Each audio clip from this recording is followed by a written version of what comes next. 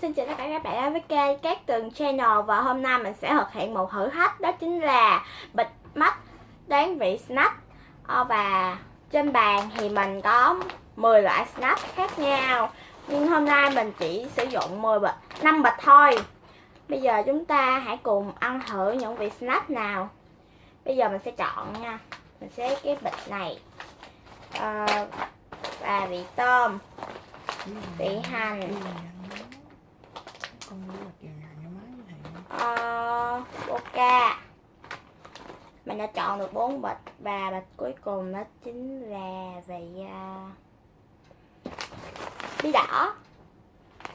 Rồi còn những bịch này mình sẽ dẹp, lần sau mình sẽ làm tiếp. Mình đã lựa chọn ra những bịch này. Đầu tiên là bí đỏ,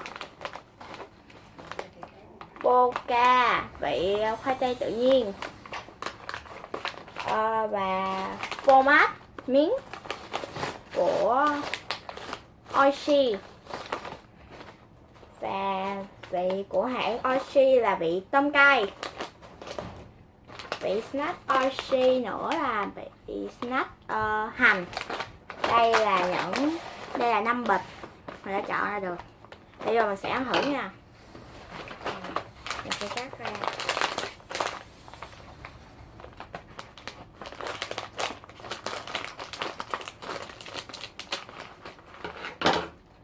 Vị này rất là thơm.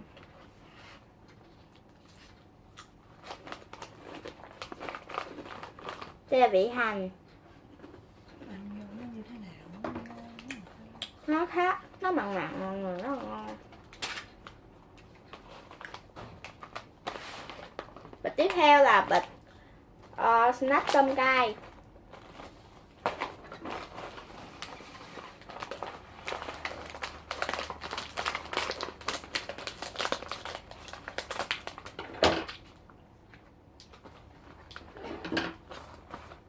Mùi rất là thơm luôn.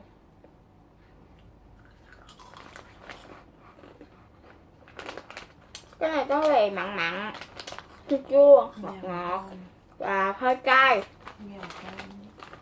và cũng rất là thơm. Và thứ ba là vị snack phô mai miếng.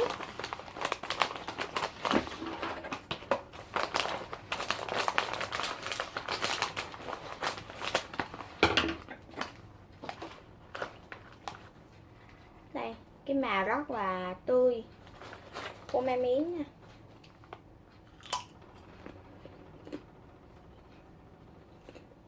Cái mùi nó thơm vị phô mai. Bạn này thì khá là lạc, nhưng cũng rất là ngon.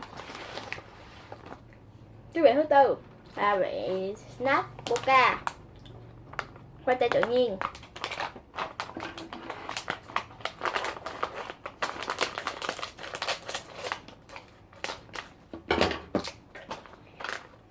Bạn này thì trắng không có màu.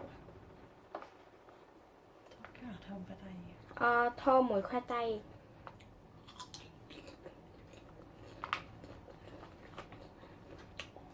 Bạn này có vị lạc lạc và hơi mặn mặn. Đây. Cuối cùng đó chính là bạn snack bí đỏ.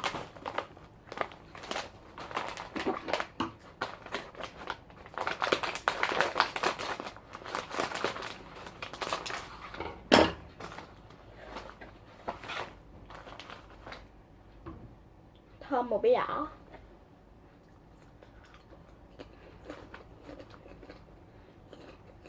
Cái này thì ngọt ngọt, mặn mặn, rất là thơm.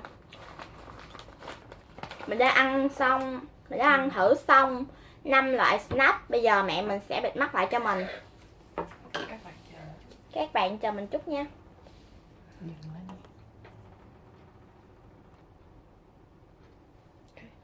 Và mình đã bịt mắt xong rồi. Thì bây giờ chúng ta hãy cùng số 0. Rồi, số mấy? Số 1. Rồi vậy là không thấy rồi. Bây giờ mình đã không thấy rồi. Bây giờ chúng ta hãy cùng bắt đầu thôi.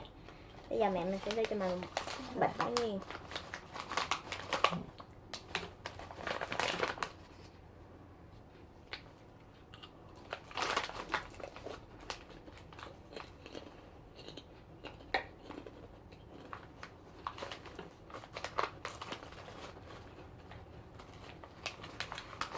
Bịch này lạ lạ. Cho con thêm một Đi. miếng nữa. Thôi, ăn 2 miếng luôn.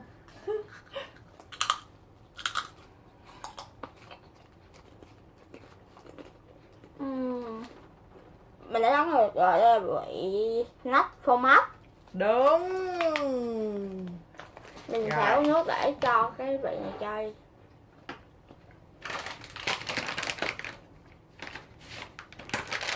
Bây giờ sẽ tới vị thứ hai. Vị thứ hai ha.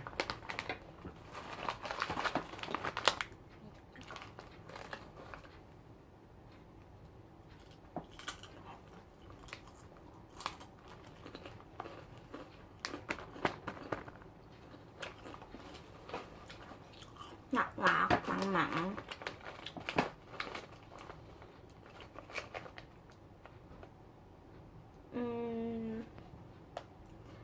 Vị snack hành phải không ạ? Ok. Rồi. Cái vị thứ ba.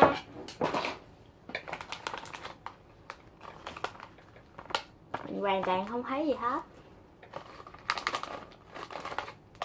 Ừ. À, Không thấy thiệt, không thấy thiệt.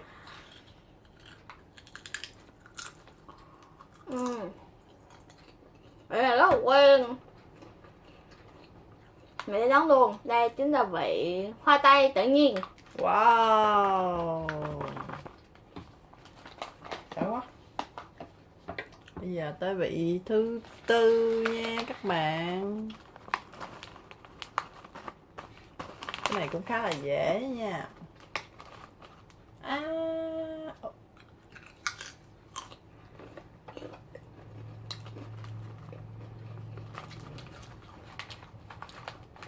Vị này hơi lạ, cho con xin một miếng nữa.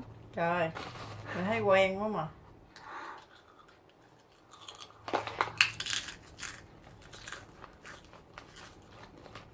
Là vị bí đỏ. Đúng luôn. Rồi, vị cuối cùng nha. Dạ. Cuối cùng thì chắc dễ rồi. Vậy là rất rẻ và cũng là vị cuối cùng chắc chắn phải đúng. Đó chính là vị tôm cay. Wow. Yeah, mình đã đúng hết rồi. Bây giờ mình sẽ bấm mắt thôi nha. Yeah. Và mình đã, trong thử thách này mình đã đoán đúng hết tất cả vị snack. Và bây giờ thì thời lượng có hạn. Thì hôm nay mình chơi tới đây thôi. Và các bạn hãy nhớ like, share và subscribe và hãy ủng hộ kênh Cát Tường Channel nha. Tạm biệt các bạn.